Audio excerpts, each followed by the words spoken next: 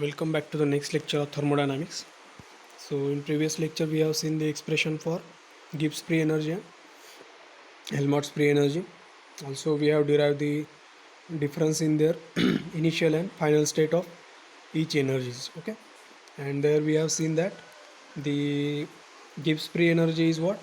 Gibbs free energy is the net work done in the given system, that is maximum work done as well as PV type of work. And the Helmholtz free energy, that is delta A, is nothing but the maximum work done that can system done. Okay, so that is the difference between Gibbs free energy and Helmholtz free energy. Now next part is the variation of this Gibbs free energy with temperature as well as pressure. Okay, so we will see how this Gibbs free energy changes with temperature as well as pressure. So first of all we need to write again that Gibbs free energy relationship, that is G is equals to what? H minus Ts. But we know that this enthalpy, that is H, is equals to what? It is internal energy plus PV type of energy, that is work done energy. So enthalpy is nothing but E plus PV. So simply just substitute that value of H in the equation, say that this equation. Okay, so we have just simply substituted that value in equation say 1. Okay, so G is equals to what? Now G is equals to E plus PV minus Ts. So upon complete differentiation of the above equation, so that is dg. Okay, we have just simply differentiate that above equation.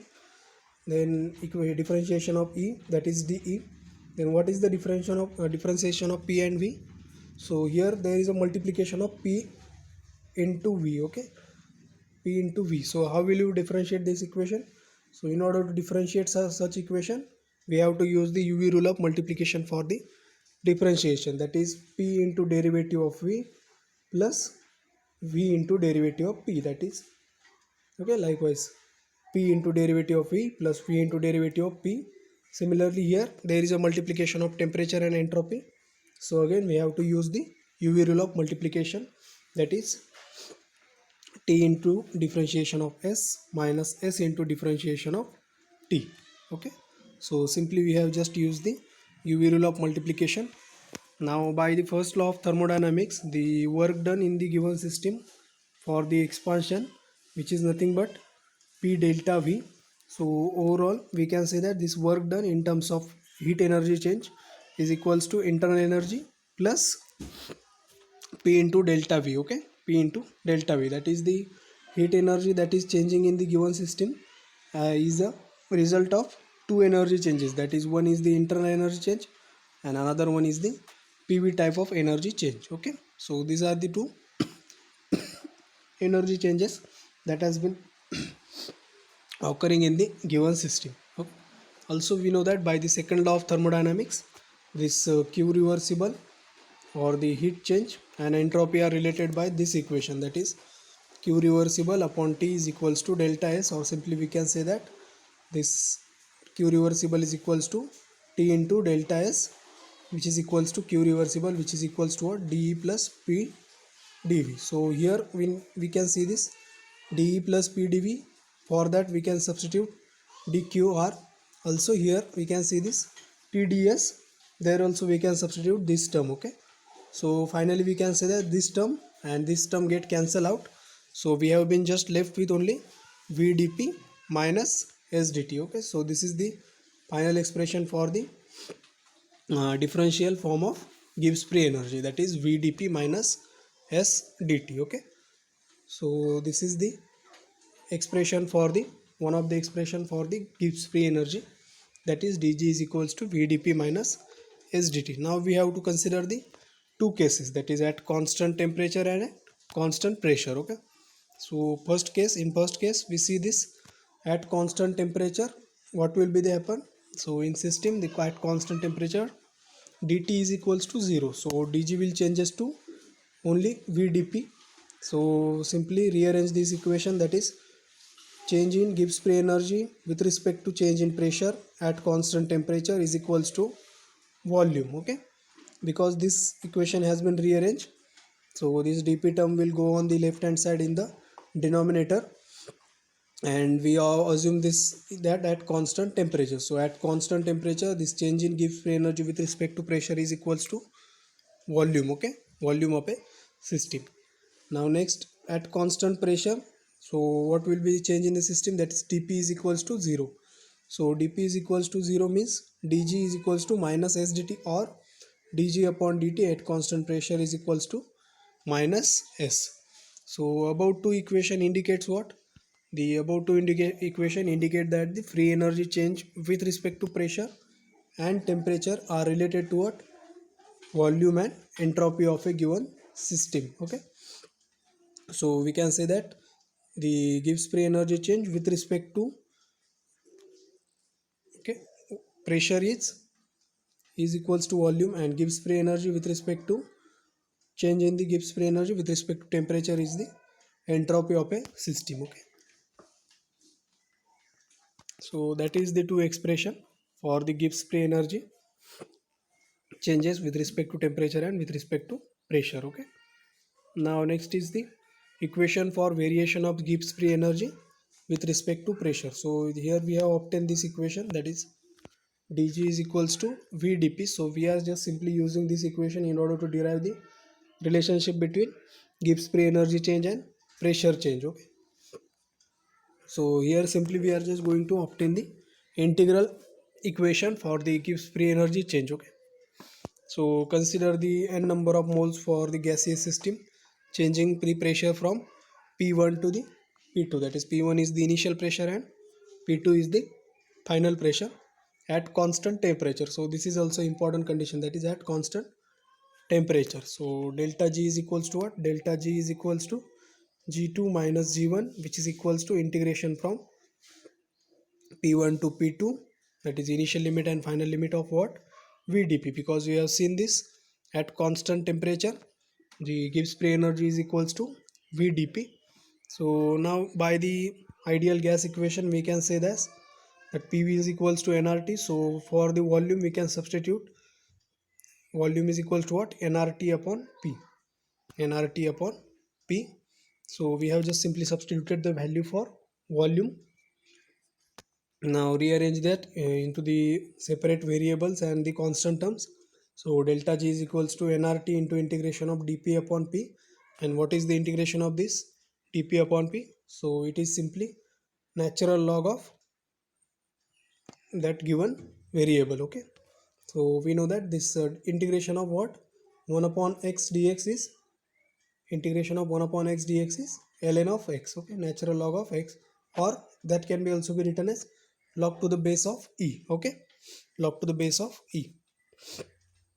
So this is the expression for Gibbs free energy change. Okay, in terms of natural log. Okay, natural log, that is log to the base of e. So if you want to like calculate in terms of log to the base 10, we just simply need to multiply by a constant of 2.303. Okay, so we have just multiplied by the constant 2.303 into nRT log to the base 10 of P2 by P1. Also by using the ideal gas equation, we can say that P1 V1 is equals to P2 V2. So for P2 upon V2 we can say this.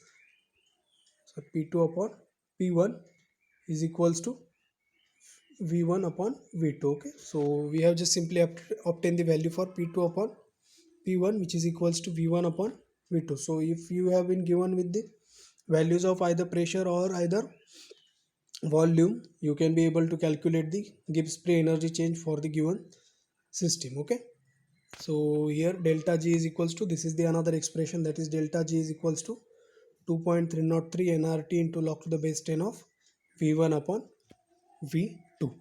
Okay, so these are the certain important expression for the Gibbs free energy change.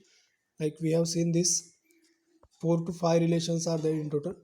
So first relation is Gibbs free energy change, that is dg is equals to vdp minus sdt.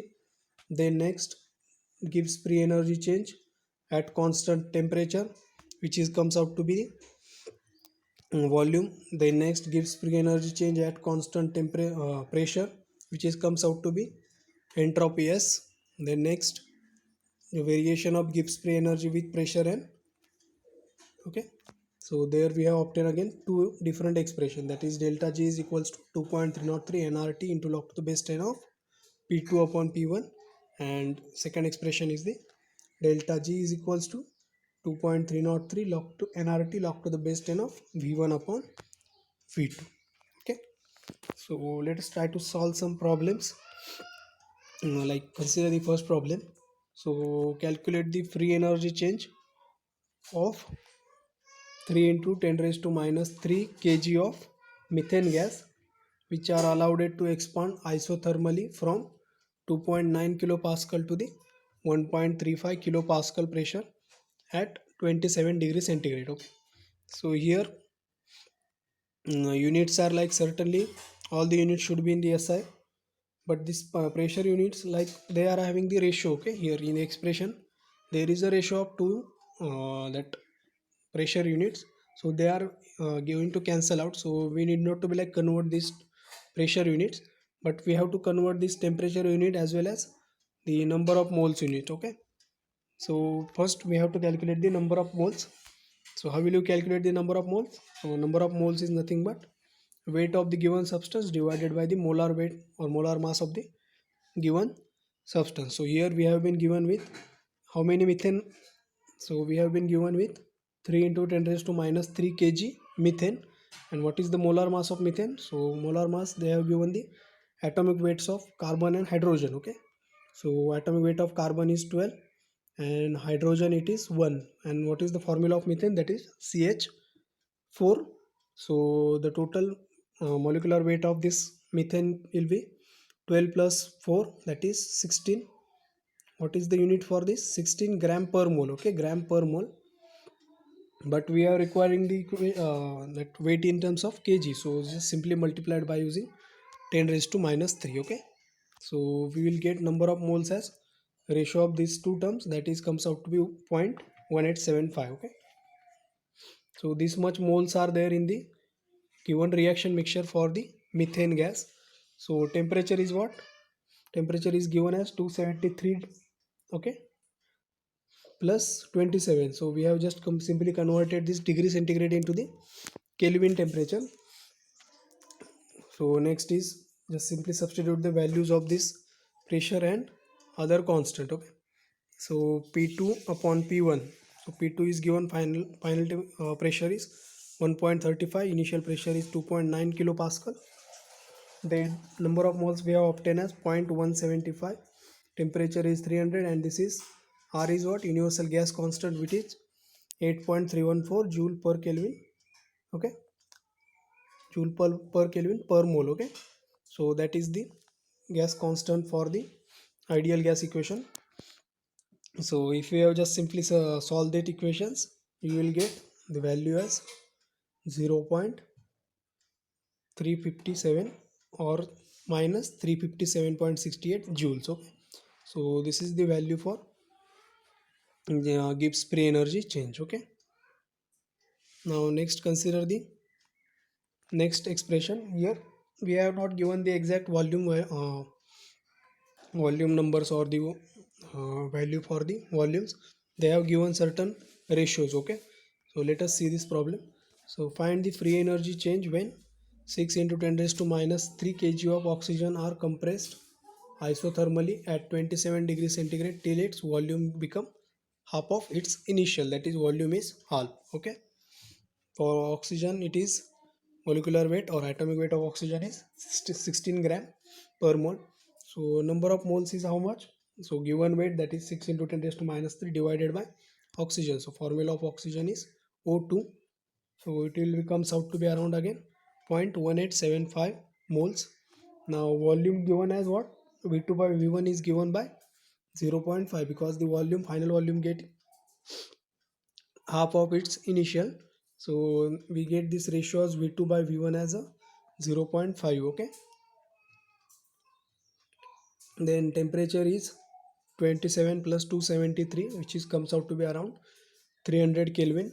So again just simply substitute that various values. So here we will get log to the base 10 of 2, because in the actual formula we are using V1 upon V2. Okay, and not V2 upon V1. So here V1 upon V2 is comes out to be 2. So log of 2 is 0.3010. So just simply see the calculations. You will get the delta G as 324.18 joules. Okay, 324.18 joules. So here we can see this. Here in the expansion, here we have given the expansion. There Gibbs free energy of a reaction is decreasing. Okay, so in the expansion, this Gibbs free energy of a reaction get decreased, means it has negative sign. And here we can see this in compression, the Gibbs free energy increases, that is it has a positive sign. Okay, so that is the difference between compression and expansion. So if we have been given like various values, and if you want to verify whether the given obtained value of the Gibbs free energy is either for the expansion or for the compression, so we just need to compare the sign of that Gibbs free energy. Okay, so for expansion we are having negative sign, and for compression we are having the positive sign. Okay, so just take care of that signs also. Okay, so we will see the remaining part in the next lecture.